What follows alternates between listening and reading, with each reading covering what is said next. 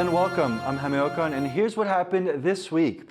Taiwan's only remaining troupe performing a traditional type of Chinese opera has announced its new play for next year, aiming to make the art form more relatable to modern audiences. Our reporter Yu Jinghwang reports on efforts to keep Yu opera alive.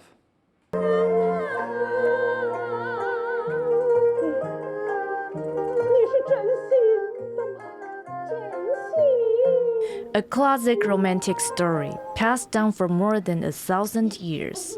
The tale of Li Wa depicts a courtesan's love with a wealthy young man. The original plot goes like this. The pair meet, fall in love, conquer difficulties, and live happily ever after.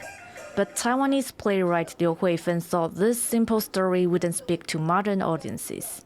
She spent 3 years writing a new adaptation for the TaiwanPlus Opera Company, Taiwan's only group performing Yu opera, which hails from China's Henan province. This new version will be presented to audiences next year, in time for the troupe's 70th anniversary. 我是一个现代人，我看那个传统的本子，我基本上就会有这些疑问问号。那我把这些问号呢，用我现在的新的诠释方法，那我觉得观众应该可以了解这个我新的一种观念跟手法。那特别是在价值观。The opera troupe was founded after the Chinese Civil War, and later moved to Taiwan to give mainlander refugees from Henan a sense of home. That's after Chiang Kai-shek's nationalist government brought over 600,000 soldiers to Taiwan, paving the way for many Chinese arts groups to establish themselves here. But as later generations have steadily lost their Chinese identity, Yu opera has struggled to find a new audience. 人家怎么去认同你这一个豫剧是里面是台湾土生土长的，还是移植过来的？因为那个历史背景大概已经不见了。But enthusiasts hope that Taiwanese audiences can now see this traditional performing art as part of the country's own culture and help preserve it. 好的戏没有观众来看的话，只能摆在博物馆里头了。所以希望，尤其是年轻的观众朋友们，不要放弃我们台湾自己的东西。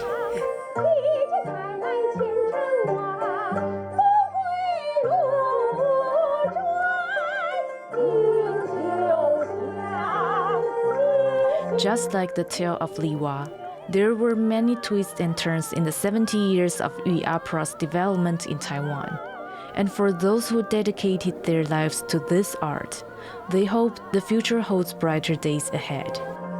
Klein Wang and Yu Jinghwang for TaiwanPlus. Back in the 1970s and 80s, thousands of former Chinese soldiers were resettled in northern Taiwan. They were some of the last remnants of what's known as the Lost Army. Their history and community now have their own museum. Ed Moon reports. A sea of red and blue. Hundreds of Republic of China flags fly in the heart of northern Taiwan's Taoyuan. This is Zhongzhen New Village, and behind the flags and quiet exterior lies a story of 20th century war, heartbreak and renewal. Because the people who built this community were not from Taiwan, but were former members of the Republic of China's Lost Army. At the end of the Chinese Civil War in 1949, Chinese nationalist forces led by Chiang Kai-shek escaped not only to Taiwan, but also into Myanmar and other parts of Southeast Asia through the southern Chinese border.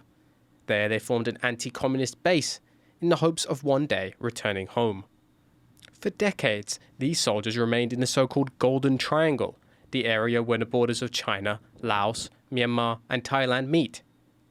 But they weren't welcome guests in their new countries, and the ROC government on Taiwan was eventually forced to evacuate them. Thousands of soldiers were resettled in Taiwan in the 1970s and 80s. Among them was Wang Genshen. Wang was born into an ethnic Chinese family in northern Myanmar. He joined the military intelligence bureau embedded in the Lost Army when he was just 15. 当时我们是华侨学校，我们老师就是当年眼睁睁留在缅甸的这些军人，中华民国，于是乎在灌输我们是中华民国是你的宗主国。 Wang was determined to tell the Lost Army story to others in Taiwan. In 2022, he opened the Lost Army Story House right in the heart of the Taoyuan community where so many of its former soldiers had settled. 这个奔走跟这个10几年的时间里面，遇到很大的挫折，因为政府它没有经费来做这件事情。那后来呢，就由我自己做，所以我故事馆花10几年时间收集资料，单单收集资料就花了很多的精力跟物力。Among the stories told in the museum is Wang's own. He fought as an anti-communist guerrilla in Southeast Asia. He even helped American forces. 那那个时候我们就变成一个小组，就帮这个美军呢找他的基地。那基地怎么找呢？就是比如老美他面孔跟东方人不一样，他没法深入到他的那个底后去，只有我们去帮忙找，拍那个携带小的摄影机啊、小的这个照相机的器材啊，然后去找到苗工的基地以后呢，开始做坐标和回报以后呢，他们就向那边射击，演示炮弹攻击。Wang then became a secret agent. One of his jobs was to recruit and deploy spies into China.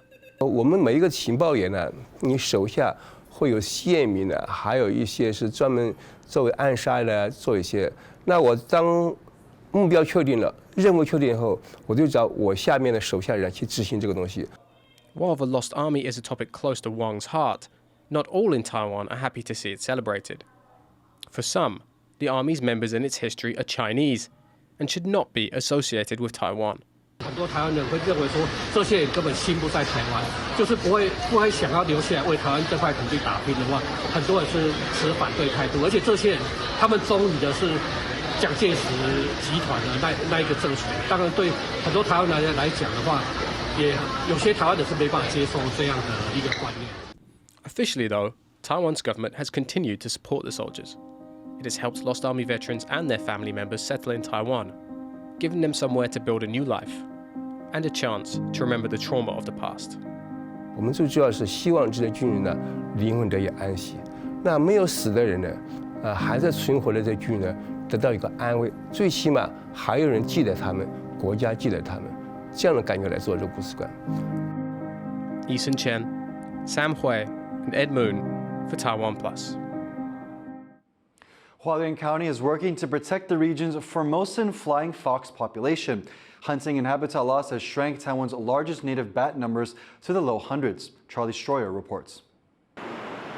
What's that in the night sky? Why, it's Formosa's flying frugivore, the local subspecies of the Ryukyu flying fox, a species of fruit bat that's classed as vulnerable. The Formosan flying fox is Taiwan's largest native bat species, with a wingspan of up to 1 metre.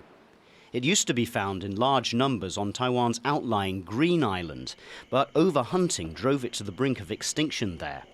Scientists estimate that only around 200 individuals remain, with the most stable population, surprisingly, on Taiwan's main island. 台湾有30几种蝙蝠，可是从来没有一只体型大到你张开翅膀可以这么大，1公尺。胡蝠在台湾早期其实只有分布在绿岛，那是非常非常特别的一件事情，就是即使在兰屿或者说在台湾本岛，它的记录都很少。It's now in Hualien on Taiwan's east coast that you're most likely to encounter the flying fox, where the population is believed to number around 50 individuals. The county government has taken note of the parks and even school campuses that the flying foxes frequent, and officials try to leave alone the trees that the bats visit. They also plan to set up a conservation area along the coast. The bats play a significant role in the local ecosystem, as they both pollinate and spread the seeds of the plants they like to eat. 在花朵在盛开的时候，它去舔花，就顺便把花粉扫进了它的雌蕊里面。那雌蕊授了粉以后，才能够结成果实。那结了果实以后，它来吃，它会带到旁边另外一棵完全不相干的树上面去吃掉这颗果实。如果它携带的距离越来越远的话，那表示这个种子就被传播得更远。Now, conservationists have been going into schools and communities to spread the word as they go to bat for the Formosan flying fox. Luffy Lee and Charlie Storer for TaiwanPlus. People are being warned not to eat an invasive crab species that has appeared in southern Taiwan. Experts say the spiky red-clawed spider crabs may be poisonous. The species is native to Central America and was first recorded near Taiwan in 2012. But fishers have recently been catching up to 1,000 of the crabs a day. Some researchers believe distant water fishing vessels brought the species to Taiwan. 那个时候只是推论说，可能是因为它本身也没有食用价值，应该是被一些渔船他们出外捕鱼的时候混货，然后滞留在他们的压舱水或是什么，然后到了台湾他们换水的时候刚好把它放出来。 An ancient style of bird fishing is famed in Japan, but as Laura Stewart explains, climate change is making it harder to continue that tradition. In the dead of night, fishers and seabirds work together under firelight to catch sweet fish.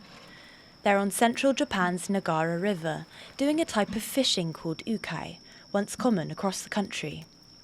The fire is used to surprise sleeping fish, and then the birds catch them as they swim away. だいたい暗くなってから日が落ちてね、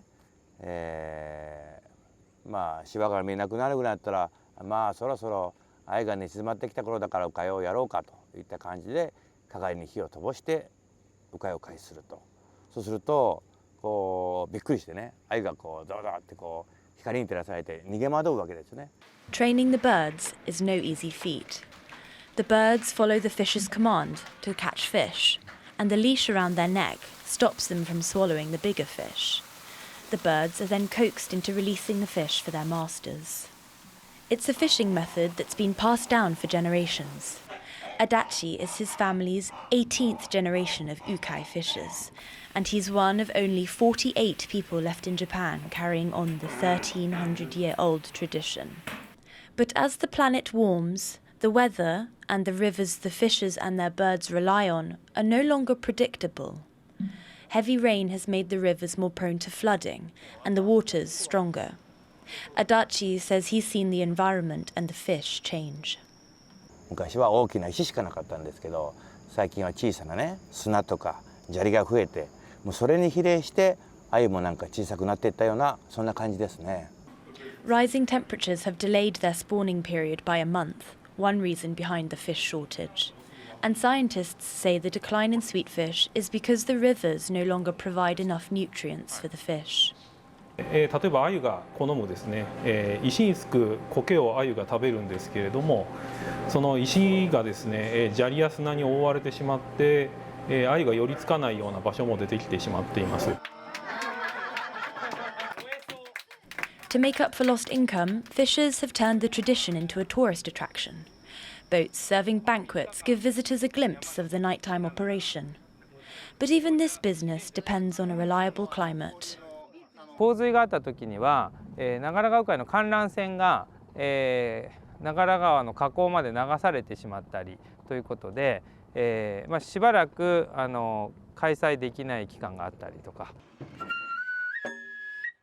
As bird fishing and its tourist offshoots have become less reliable, an organisation to support economic development has set up platforms to try to continue the viewing experiences.